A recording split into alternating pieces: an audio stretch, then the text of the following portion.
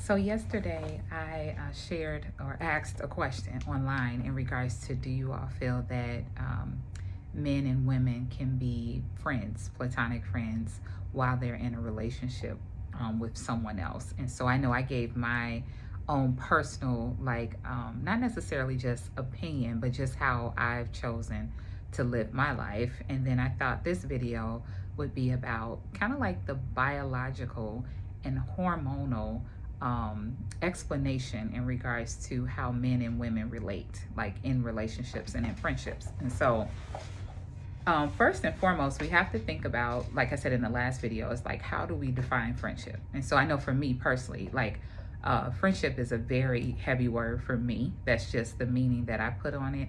I don't necessarily consider a lot of people friends. I do consider people in my life very, close acquaintances and people that I get along with, no doubt.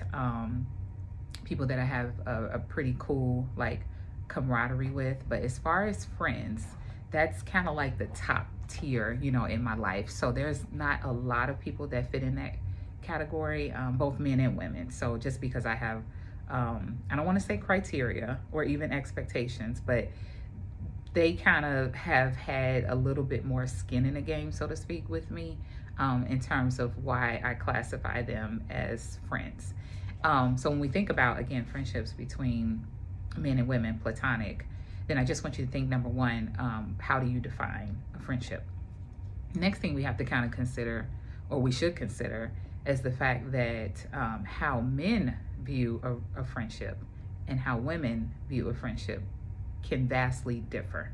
And so I'll kind of break that down a little bit more. Whereas one thing I've seen, and when I've asked this question before in the past, I see a lot of women saying very confidently, yes, I can totally be friends with another man, even though I'm in a relationship. And then, but I've heard some men say, I don't think that that's possible. And so you see that difference there. Another difference I see with that, it all depends on how both of those people are feeling about their relationship at that time. And so one thing I've noticed with men who are typically in a little bit more of fulfilling, loving, committed relationships, they tend to feel or lean more on the side of, I can't have friends with another woman because I'm pretty much locked in with mine. It's not necessarily really anything that you can do to sway me, outside of that. And then maybe not even that too. Maybe it could be more so when someone is in a secure or healthy relationship, a man, he may feel like he's able to set up those parameters a little bit better and those boundaries with the female friend. Again, he may think, right? So that's all I'm just gonna say. He may think that, or he may really know. I don't know. But that could be his thought process. And then, like I said, sometimes for women, depending on, again, their relationship, not status, but more so how they see their current relationship, can also be a determinant factor of if they feel like they can have a male friend too.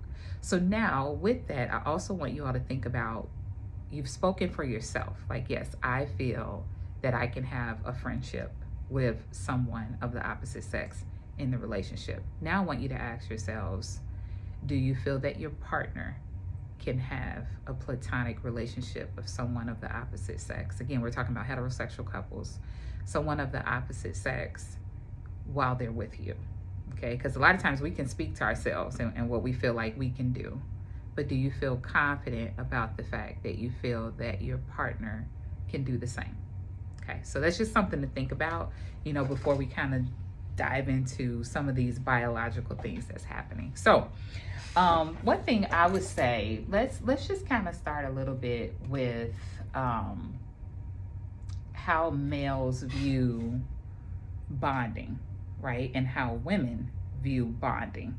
And so when we think about men, for the most part, they tend to produce testosterone at a higher rate than a lot of women. Okay, so we know that, okay? Obviously, when we get older, sometimes the testosterone levels drop, estrogen rises with men, and then vice versa for women, estrogen can drop and testosterone can rise. But for the sake of this video, we're just gonna talk about the fact that men are producing testosterone at higher levels than women. And so when we think about the role that testosterone plays with a lot of men, it's all about like the strength, the conquering, like all of those different things. And so a lot of times when a man is pursuing a woman, his testosterone is extremely high during that time. It's like, hey, spotlight's on, I'm trying to get her.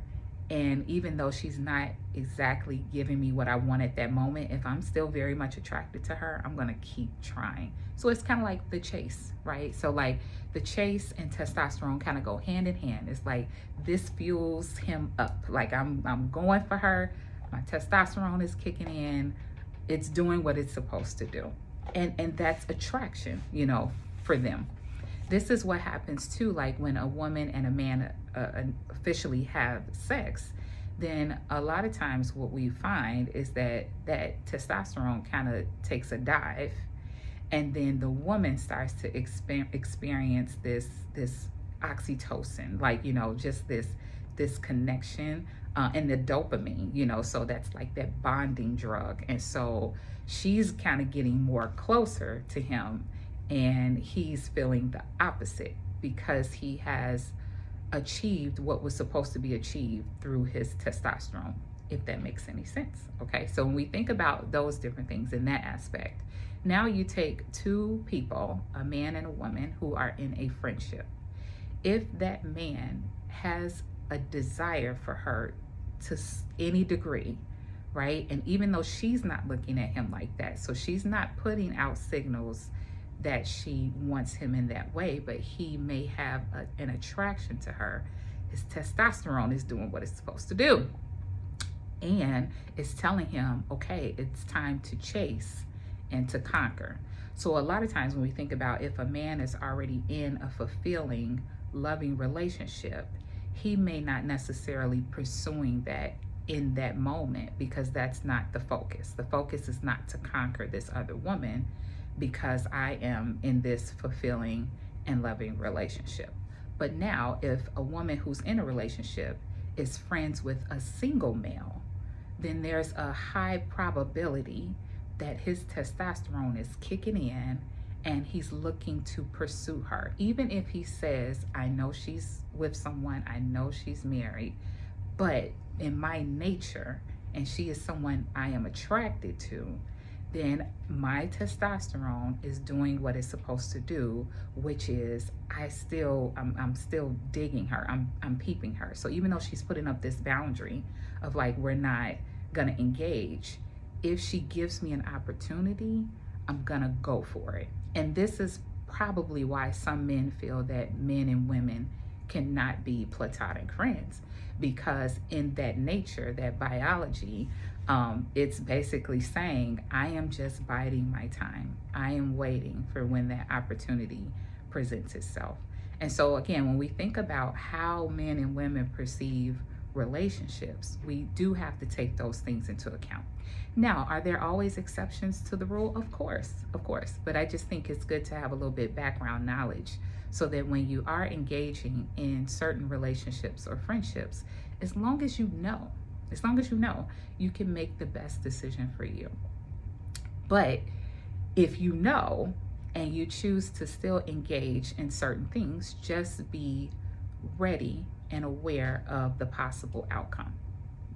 Don't act like you're oblivious to this, because some of these things are very much rooted in biology and in hormones. So let me know your thoughts on that.